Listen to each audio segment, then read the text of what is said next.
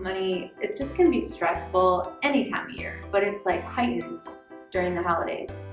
And there's this sense of like expectation, but not in a good way. It can be this pressure to buy gifts and keep it equal. Our first Christmas, I bought Jesse like 4 or 5 just great gifts that were so him, and you just kept opening them.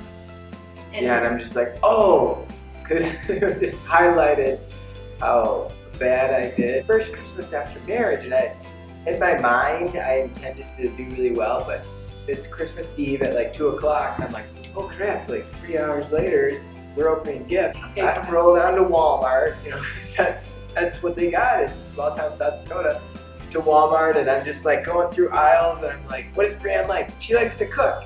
So I get a CD with a bunch of cooking recipes, and I'm like, well, this is what I can find, And then I give it to her, and it turns out that somehow the CD is like corrupted. It doesn't even work. And we learn, we learn. Yeah. And those stresses, they come up in the most unexpected places, they really do. And so whether it's, trying to keep things even, whether it's trying to make it home for Christmas at all. Maybe you feel like you have to sell back your textbooks just to make it home this year.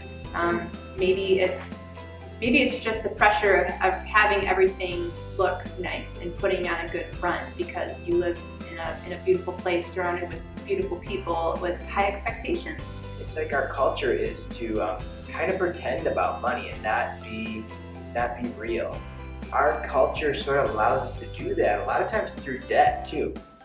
Through debt, you can have like the sweetest car right away, and you can have this, a great house. We're talking here about stress, just financial stress, and it's really easy when you don't have a budget at all and you don't have like a safety net. Sometimes you might have a bad toothache, and that root canal has been needing to be done for a long time, and you don't have the money in the bank.